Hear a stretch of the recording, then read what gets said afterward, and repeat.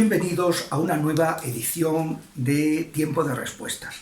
En el mes de octubre, justo en medio, el día 15, la Iglesia celebra la fiesta de Santa Teresa de Jesús, que siempre ha sido tenida, es doctora de la Iglesia, especialmente como maestra de oración. Cuando el Papa Juan Pablo II vino a España, por primera vez fue recorriendo distintas ciudades y en cada una se centró en el aspecto que más caracterizaba esa ciudad. En el Rocío, en Huelva, habló de la Virgen, como es natural. En Salamanca, la Facultad de Teología. Cuando fue a Ávila, habló de la oración.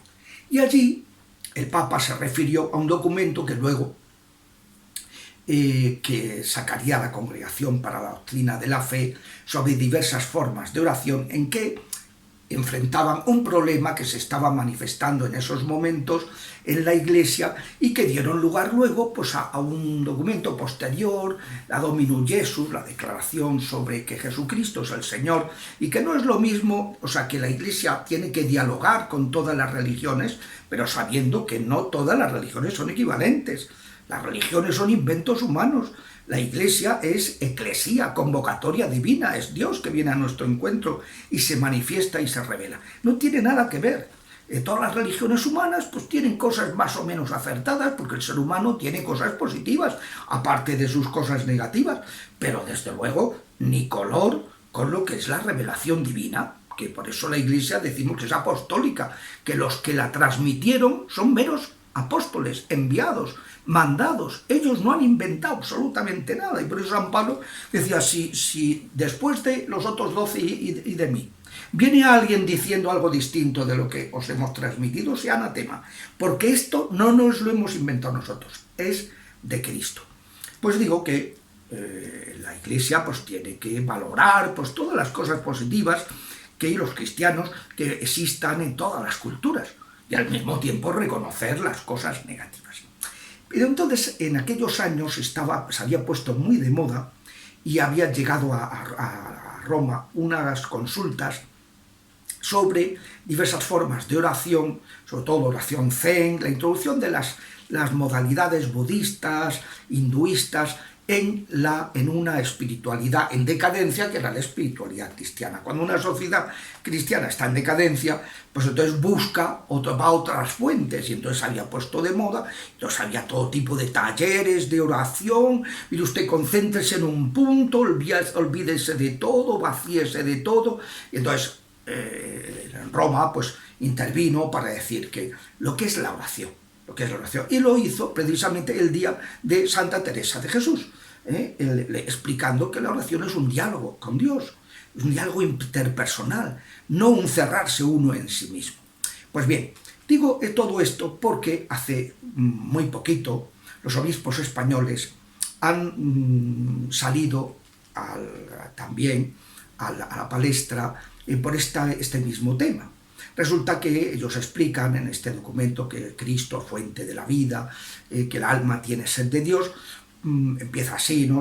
Como el título del documento, explican los obispos que les han llegado multitud de consultas pidiendo aclaración, diciendo, miren ustedes, he estado en una institución de monjas y me he encontrado que estaban allí haciendo yoga y no sé cuánto. He ido a un colegio mayor de religiosos y me he encontrado que estaban en clase de mindfulness. Me he encontrado, todo tipo en parroquias, en Reiki, etc. Todo tipo de prácticas de matriz oriental, matriz budista, hinduista, que se han ido introduciendo en los ambientes católicos. Entonces, la gente desconcertada está escribiendo a la conferencia episcopal y diciendo, oiga, la Comisión Episcopal para la Doctrina de la Fe, después de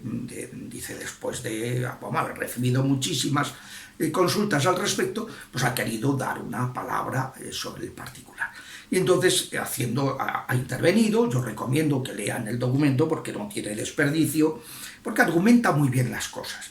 Quería simplemente destacarlo, invitar a leer el documento y también resumir muy brevemente los puntos principales que hay que tener en cuenta. Ha habido todo tipo de reacciones, gente pues pero bueno, esto es una exageración, esto es una barbaridad.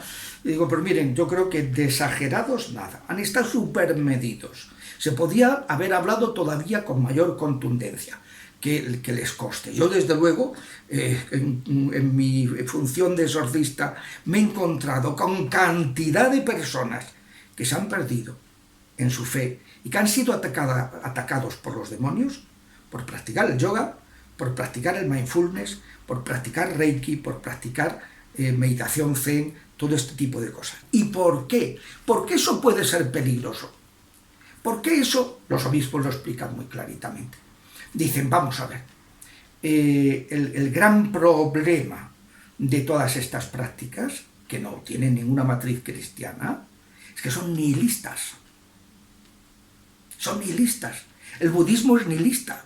El nirvana, la felicidad budista, es la anulación de la persona, la disolución del yo en la energía universal. O sea, la desaparición del ser personal, del yo personal. Ese es el principal problema, que el objetivo, el fin, el planteamiento que tienen del ser humano es completamente opuesto. Y claro, decir que puede haber un zen cristiano es decir que usted no sabe ni lo que es el zen ni lo que es ser cristiano. No ha entendido todavía nada, no ha calado, no ha profundizado, pero así de fuerte, ¿eh? Segundo punto, que quería subrayar, que lo explican los obispos muy detenidamente y que me parece que también pues, hay que destacar, que es el siguiente. Todas estas técnicas, todos estos caminos de contemplación, plantean una salvación pelagiana. El Papa, en su exhortación apostólica Gaudete et Exsultate sobre la santidad en el mundo actual, que publicó el lunes de la segunda semana de Pascua del año pasado, pues nos dice en el capítulo 2 que los dos principales peligros que tenemos en la cultura actual son el gnosticismo, convertir la fe en una teoría, en una idea, que no compromete a nada, una cosa que yo mí mismo no en relación a la Iglesia, que tiene que ver con ese nihilismo del que acabo de hablar, de los planteamientos budistas. Y segundo, el pelagianismo, la autosalvación. ¿Qué dicen todas estas prácticas? Que yo tengo que indagar en mi yo, dentro de mi interioridad, para encontrar en ella la fuente de mi propia salvación y activar esos resortes salvíficos que están dentro de mí. Yo no necesito de ningún Jesús Salvador de fuera que me venga. Claro, es terrible.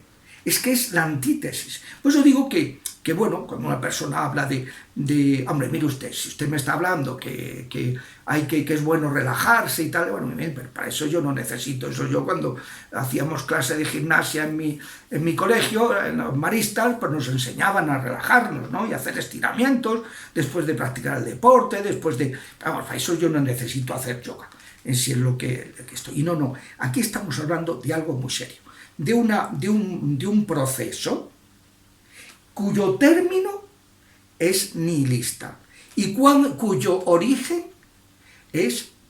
se encierra en sí y es pelagiano. Es decir, yo no necesito de ninguna gracia de Dios, de ningún salvador para eso. Yo me autosalvo, la autoayuda. Pues mire usted, dicen los obispos, eso no es cristiano. Que lo practique el que quiera, pero que sepa que eso es totalmente opuesto a la fe. Y desde luego sí les puedo asegurar. Es un camino que mucha gente me ha encontrado, que ha perdido la fe desde que empezó a practicar estas cosas, lo ha sustituido por otra religiosidad. Y también me he encontrado con mucha gente que le han abierto puertas al enemigo a través de estas prácticas de matriz hinduista. Hasta la semana que viene, si Dios quiere.